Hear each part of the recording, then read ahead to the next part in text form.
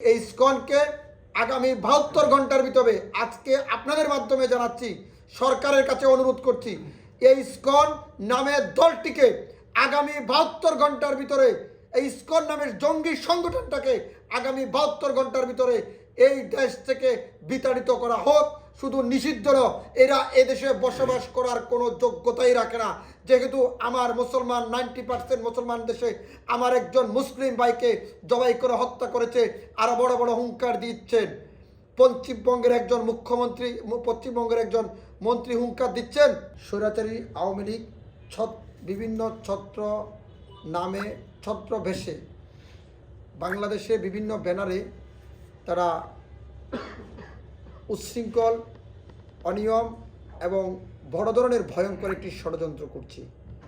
উক্ত ষড়যন্ত্রে জনতার অধিকার পার্টি পিআরপি সহ বাংলাদেশের সকল রাজনৈতিক দল ঐক্যবদ্ধভাবে এই ষড়যন্ত্র মোকাবেলা করবে এবং এই পেশিবাদী আওয়ামী লীগ সরকার চাচ্ছে 17 বছর দেশটাকে শাসনের নামে যেভাবে শোষণ করেছে এবং 17 বছর পরেও তারা দেশের মানুষকে কোনো ধরনের শান্তিতে বসবাস করার কোনো সুযোগ দিচ্ছে না। কাজে এই বাংলাদেশে আমি শুধু এটুকু বলতে পারি আপনাদেরকে, আমরা তাদের মন্দির পাহারা দিয়েছি, তারা আমাদের মসজিদ ভেঙে দিয়েছে। এটি খুবই দুঃখজনক। আমাদের একজন মুসলমান ভাইকে তারা জবাই করে হত্যা করেছে, এটি খুবই দুঃখজনক। আমরা গত 17 বছরে প্রমাণ দেখাতে পারবে না আমরা যারা বিরোধী দলে রাজনীতি করেছি, আমরা কোনো হিন্দু ভাই বোনের গায়ে আঘাত করেছি, তাদের উপর হামলা করেছি, মামলা দিয়েছি এবং তাদেরকে আমরা ভিন্ন ধর্মের লোক হিসাবে কখনো দেখি নাই। আমরা সবসময় তাদেরকে আমাদের কোলে পিঠে করে আমরা মানুষ করেছি।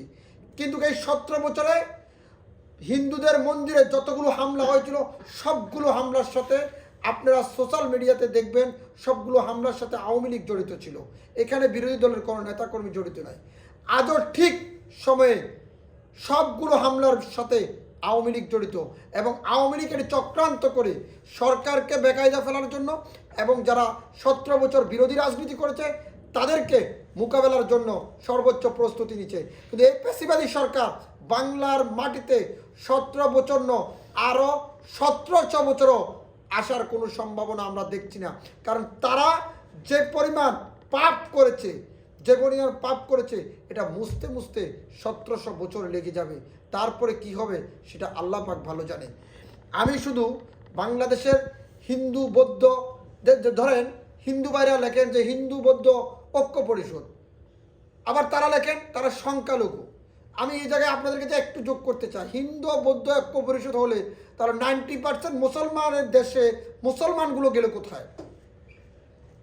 আমরা তো হিন্দু বৌদ্ধ মুসলিম ঐক্য পরিষদ লিখি, ঐক্য জাতি লিখি।